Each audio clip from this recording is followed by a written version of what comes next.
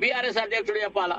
Okay, ఒకసారి Congress party నుంచి సామ రామ్మోహన్ రెడ్డి గారు. రామ్మోహన్ రెడ్డి గారు భరత్ గారు, ఏందా ఒక సండే కన్వెన్షన్ లో పర్మిషన్ ఇస్తే అయిపోయేదానికి ఇంత రచ్చరచ్చ చేస్తున్నారు. మీరేమో సెటిలర్ ఓట్ల కోసం ఎన్టీఆర్ విగ్రహాన్ని ఆవిష్కరించవచ్చు, పవన్ కళ్యాణ్ కు నవనిర్మాణ సభ పెడితే దానికి అనుమతిస్తే వచ్చే ఇబ్బంది ఏంది?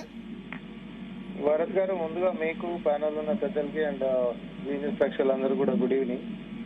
ఈ రోజు జరుగుతున్నటువంటి రాజకీయ పరిణామాలు మొత్తం కూడా పవన్ కళ్యాణ్ గారి యొక్క పార్టీ పేరు ఆంధ్రప్రదేశ్ లో జనసేన, అదే తెలంగాణకు వచ్చేసరికి బీజేపీకి భజన సేన లెక్క కనిపిస్తుంది మాకు. ఎంతసేపు ఇక్కడికి వచ్చి ఒక ప్రాంతీయ భేదాలు అనేటటువంటి లేనటువంటి రగిల్చేటటువంటి యొక్క కుటిల నీతితో ముందుకు అనే ఒక ఈరోజు ప్రెస్ మీట్ ని మేము చూస్తాం. ఎందుకనంటే తెలంగాణకి వచ్చి ఆయన ఫస్ట్ పెట్టినటువంటి అడ్రస్ లో అన్నది ఏందైనా తెలంగాణ విభజన చేసినటువంటి ప్రక్రియని నేను తప్పుపడుతున్న దర్వాజాలు బంద్ చేసి అని అన్నాడా లేదా? అన్నాడు. పార్లమెంట్ ప్రొసీజర్ ఏంది సార్? ఒక బిల్లు పాస్ అయ్యేటప్పుడు నేను అదే చెప్పిన, తలుపులు మూసే చేస్తారు. చాలా మంది తెలియదు విషయం. బిల్లు పాస్ చేసేటప్పుడు తలుపులు మూసే చేస్తారు. అంటే you being a deputy chief minister, నువ్వు అందులో ఇంకొక రాష్ట్రంలోకి వచ్చి ప్రెస్ మీట్ పెట్టి ఆ విధానాన్ని తప్పు పడుతున్నావు అంటే నువ్వు రాజ్యాంగ స్ఫూర్తినే తప్పు పడుతున్నావు. అట్లాంటి ఉన్న వాళ్ళందరూ తెలంగాణ వాదుల. ఒకటి ఇంకొక విషయం కూడా, ఆయన అంతసేపు మాట్లాడితే తెలంగాణలో ఉంటున్నటువంటి నిరుద్యోగం మీద మేము పిడికిలు బిగించి కొట్లాడతాం అన్న లెవెల్లో చెప్పిండు. సినిమా డైలాగ్ స్క్రిప్టులు బాగానే పేపర్లో రాసిచ్చింది బీజేపీ, ఒక్కొక్క పేజీ తిప్పి బాగానే ఓపికతో చదువుకుంటూ పోయిండు. కానీ నిరుద్యోగం అదే మరి కేంద్రంలో ఎందుకు కనిపించలేదు పవన్ కళ్యాణ్ గారికి? నిన్న మొన్నటి నుంచి జరుగుతున్నటువంటి పేపర్ లీకేజ్లు ఎందుకు కనిపిస్తలేవు పవన్ కళ్యాణ్ గారికి? పెట్రోల్ డీజిల్ మీద పెరిగినటువంటి ధరలు ఎందుకు కనిపిస్తలేవు పవన్ కళ్యాణ్ గారికి? ఇప్పటిదాకా కూడా డిబేట్ లో మాట్లాడుతున్నటువంటి పెద్ద కాంట్రాక్టర్ల సబ్జెక్టు మా పార్టీది కాదు సార్. మా పార్టీది ఎంతసేపు మీరు వచ్చిన తర్వాత కాంట్రాక్టర్లు బిల్స్ ఇవ్వట్లేదు కదా, చిన్న కాంట్రాక్టర్లకు వాళ్ళ బతుకు తెరువుల గురించి, ఈ రోజు అల్లాడిపోతున్నటువంటి జనాల గురించి మాట్లాడేటటువంటి నోరు రాదు, ఏం లేవదు. కానీ ఈ రోజు అంటే పిడికిలు బిగించేసి తెలంగాణ ప్రభుత్వంలో ఉంటున్నటువంటి నిరుద్యోగం మీదనట. నిన్న కూడా ఫినాన్స్ డిపార్ట్మెంట్ మన 3800 కొలువులకి క్లియరెన్స్ ఇచ్చింది. ఈ రోజు నోటిఫికేషన్లు పడ్డాయి. ప్రతి నెల పడితే నచ్చినట్టు ఇచ్చినాం. తెలంగాణ ఆవిర్భావ దినోత్సవం రోజు పిల్లలకు మొత్తం ఒక శుభవార్త చెప్పాలని తలిచినాం, మేము చేపించినాం. మీరు అన్నారు ఇందాక కాంట్రాక్టర్లు మన కాడ పెద్దోళ్ళు కావద్దా అని చెప్పి. కాంట్రాక్టర్లు మన కాడ మహిళలు కావాలని చెప్పి ఈ రోజు సౌర విద్యుత్ కి సంబంధించినటువంటి కాంట్రాక్టులు మొత్తం కూడా ఈ రోజు మనము ఏవి మహిళా గ్రూప్లకు ఇచ్చినాము. ఈ రోజు ఏది ఆర్టీసీ బస్సులు ఏపీఎస్ఆర్టీసీ అని ప్రైవేట్ వాళ్ళకి ఇచ్చేటటువంటి కాంట్రాక్ట్ కూడా మహిళల యొక్క డ్వాక్రా గ్రూప్ లకు ఇచ్చినాం మనము. మీరు వచ్చిన తర్వాత ఆంధ్ర కాంట్రాక్టర్లకు ఇవ్వలే? మా ప్రాధాన్యత నేను చెప్తున్నా, మన ప్రాధాన్యత చెప్తున్నా. ఈ రోజు ధరల మీద కొట్లాడాల్సినటువంటి మీరు, ఈ రోజు కేంద్రం మీద కొట్లాడాల్సినటువంటి మీరు, ఆ అంశం లేకుండా రాహుల్ గాంధీ గారి పేరు కేంద్రం మీద ఎట్లా కొట్లాడతాడు? ఆయన ఎన్డీఏలోనే ఉన్నాడు, ఎట్లా కొట్లాడతాడు? మరి ఎన్డీఏలో ఉన్నప్పుడు ఈడికొచ్చి తెలంగాణ వాదం అని ఎట్లా మాట్లాడతారు? తెలంగాణ ప్రజల మీద ఆడనంటే నీ ప్రభుత్వం ఉందని చెప్పి నువ్వు మాట్లాడు, నేనంటే నేను ఎన్డీఏ అలయన్స్ లోనే ఉన్నా కాబట్టి. మరి బీజేపీ యొక్క తొత్తులకి ఈడికొచ్చి మాట్లాడుతున్నటువంటిది అదేనని అధికారికంగా ఒప్పుకోండి అది. కానీ అట్లా మాట్లాడతలేదు. బీజేపీ వాళ్ళు ఎవరు సపోర్ట్ చేస్తలేరు కదా ఆయనకు.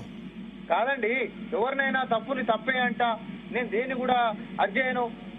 తెలంగాణకి రావాలంటే ఒకరిని అడిగి రావాలంటే ఇన్నేళ్ల సంది అడిగే వచ్చినావా? ఇన్నేళ్ల సంది అడిగి వచ్చినావా? ఎందుకు మరి అనుమతి ఎందుకు ఇవ్వలేదు? ఏ అనుమతికి? తెలంగాణ ఆవిర్భావ దినోత్సవం రోజే నువ్వు పేరేమని పెట్టుకొని వచ్చినావు? నవనిర్మాణం అన్నాడు. నవనిర్మాణం అంటే ఏంది? తప్పే ఉంది. అవును, సమైక్యాంధ్ర సభ సమైక్యాంధ్రం అన్నాడా? రాష్ట్రాన్ని మళ్ళీ కలుపుతాం అన్నాడా? కాదండి, తెలంగాణ నవనిర్మాణ సంకల్ప సభ. దీనికి ఒకటే రోజు మీరు పర్మిషన్ అనేటటువంటి దాని మీద నాకు ప్రశ్నలు వేస్తారు, బానే ఉంది. ఒక వారం 10 రోజుల నుంచి జరుగుతున్నటువంటి రాజకీయాలని దృష్టిలో పెట్టుకొని ప్రొవోకేటివ్ గా ఒకరి మీద ఒకరు హీటెడ్ ఆర్గ్యుమెంట్స్ జరుగుతున్నప్పుడు ఇక్కడ తెలంగాణ వాదులు అనుకునేటటువంటి వారి యొక్క ఏమంటారు వారి యొక్క ఆలోచనను దెబ్బతీసే విధంగా ప్రస్తావించినప్పుడు, ప్రెస్ మీట్లు పెట్టినప్పుడు ఇవన్నిటిని దృష్టిలో పెట్టుకొని శాంతి భద్రతల్ని పరిగణనలోకి తీసుకొని అనుమతి ఇవ్వాలా లేదా అనేటటువంటి పోలీసులు నిర్ణయించుకుంటారు. నువ్వు ఎల్లుండో అవతల ఎల్లుండో పెట్టుకో, అదే రోజు పెట్టాలి. ఇన్ని అంశాలు చేస్తున్నప్పుడు కావాలని అదే రోజు నేను పెట్టానేటటువంటి అట్లా నీ పాత్ర ఏంటిది? మీ ఆలోచన ఏంటిది? ఇది చెప్పు నువ్వు నాకు ఫస్ట్. నువ్వేమంటున్నావు? తెలంగాణకు వచ్చి తెలంగాణ ప్రజల కోసం కొట్లాడుతూ అంటున్నావు. అంటే ధరలు ప్రజలే కావా? ధరలు వేరే ఢిల్లీలో గిట్టున్నావా? ఇది కేవలం అక్కడ ఉంటున్నాయా? మీ పాయింట్ ఏంటిది? ఫస్ట్ మీ పాయింట్ లో స్పష్టంగా కుటిల రాజకీయ నీతి దాచుకుంది. అది అమిత్ షా గారిని పొగుడుకుంటూ బీజేపీ ఒక లైన్లు వాళ్ళు చేస్తున్నటువంటి తీరుని తను ఎండగట్టేటటువంటి ప్రయత్నం కేవలం కాంగ్రెస్ పార్టీని లేకపోతే రాహుల్ గాంధీ గారు ప్రియాంక ఇప్పుడు గాంధీ ఏ రాజకీయ పార్టీ అయినా ఎక్కడ సభల్లో అయినా పెట్టుకోవచ్చు కదా. సమైక్యాంధ్ర సభనే పెట్టుకున్నారు అప్పుడు కిరణ్ కుమార్ రెడ్డి ఉన్నప్పుడు. సార్ ఇప్పుడు నేను ఒకటే సంధ్యా కన్వెన్షన్ సభకు అనుమతి నిరాకరణ ఎందుకు చేశారు? నేను నీకు ఒకటే చెప్తున్నాను, శాంతి భద్రతల దృష్ట్యా మా రాకేష్ అన్న నాకు ఇంకా బాగా చెప్తాడు.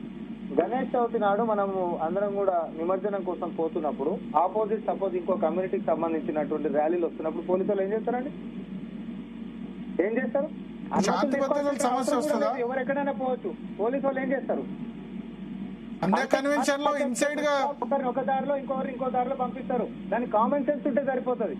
విఘ్నులైనటువంటి తెలంగాణ పోలీసులు ఈ రోజు రాష్ట్ర అవతరణ దినోత్సవం రోజు ఏ పార్టీ కూడా చిన్న పార్టీ కూడా రచ్చ జరగొద్దనేటటువంటి ఒక ముందు చూపుతోటి వారి యొక్క అనుమతి నిరాకరించారు. నేను కొంపలు బద్దలైపోయినా రేపు పెట్టుకుంటే మీరేమన్నా, లేకపోతే మీరు వచ్చి సభ పెట్టుకోకపోతే తెలంగాణకి ఏమైనా నష్టపోయిందా? ఇప్పుడు రేపు పెట్టుకోమని చెప్పలే కదా, సభకు అనుమతి ఇవ్వమన్నారు కదా, ఇవాళ కాదు రేపు పెట్టుకోమని. తర్వాత అడుగు, నువ్వు పార్టీ పెడతా, నేను నిలబెడతా, పోటీకి నిలబెడతా అంటే ఇటు వనకెటోడు ఒకడు.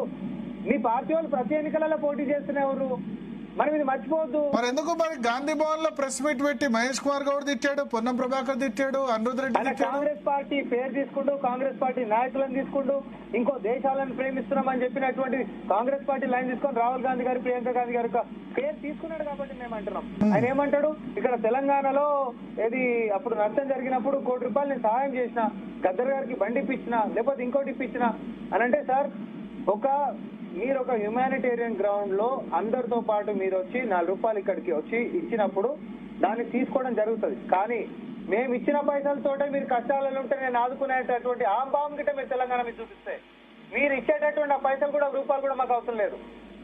మీరు మా నాయకులకి, మా ఉద్యమ నేతకి, గద్దర్ గారికి బండి ఇప్పించి ఉండొచ్చు, కానీ మేము మీకు బండి ఇప్పిస్తే తిరిగినాం అనేటటువంటి ఆలోచనని ప్రజల మెదడులోకి నూకే ప్రయత్నం చేస్తే తెలంగాణ జాతి సహించదు అంటున్నా. ఇదేం కష్టాలు వస్తే నువ్వు పంపించినటువంటి ₹1 కోటి తెలంగాణ మొత్తం నిలబడ్డదా? ఇది ఏం మాట్లాడుతున్నారు మీరు? ఇదేనా మీరు తెలంగాణని మీరు పైకుండి తెలంగాణలో ఉంటున్నటువంటి ప్రజలు కిందికి చేసి మాట్లాడేటటువంటి ఒక రీతి బీజేపీ స్క్రిప్ట్ చూసి చదువుకుంటే సినిమాలు ఇంకో డైలాగ్ సపోర్ట్ చేసినట్టు లేరు. మరి బీజేపీ నేతలు ఒక్కరు కూడా వాళ్ళంతా ఢిల్లీలో ఉన్నారు. మరి బీజేపీ స్క్రిప్ట్ అని మీరు అంటున్నారు. అవును, మరి పవన్ కళ్యాణ్ కి సపోర్ట్ గా ఒక్క బీజేపీ నేత కూడా మాట్లాడలేదు. నేషనలిజం, జాతీయవాదం, పేటెంట్ హక్కు అని బీజేపీ అంటది. మరి నేషనలిజం మాట్లాడితే, జాతీయవాదం మాట్లాడితే మార్వాడి గోబ్యాక్ కాదు అన్నప్పుడు అప్పుడు మాట్లాడాలి, ఇప్పుడు కూడా మాట్లాడలే మరి బీజేపీ నేతలు. అప్పుడు ఇప్పుడు ఎప్పుడైనా కూడా తెలంగాణలో ఎవరో రాకేష్ రెడ్డి అన్న వాళ్ళు ఆడిడ మాట్లాడుతురేమో తప్ప మిగతా వాళ్ళ పార్టీ పరిస్థితి మొత్తం ఎట్లుందో మనందరికీ తెలుసు భరత్ గారు. ఈ రోజు బీజేపీని ఏమంటారు, ఆ పంచర్ దుకాణంలో పంపు కొట్టే ట్యూబ్ ఉంటది, పంచర్ చేసినాక కొట్టినా కూడా గాలికెళ్ళినటువంటి పరిస్థితికి పోయింది. అది వాళ్ళకు ఉంటున్నటువంటి అంతర్గత కళలు నేనేం లైవ్ లో ఒప్పుకొని కూడా పోను. వెనకటికి కాంగ్రెస్ సంస్కృతి ఉన్నది, ఈ రోజు అదేదో వంట పట్టించుకున్నటువంటి బీజేపీ ఈ రోజు అదే సమస్యలతోటి కాంగ్రెస్ సంస్కృతి బీజేపీకి వచ్చింది వెనకటికి. నేను అంటున్నా కదా. రాకేష్ రెడ్డి గారు చెప్పండి.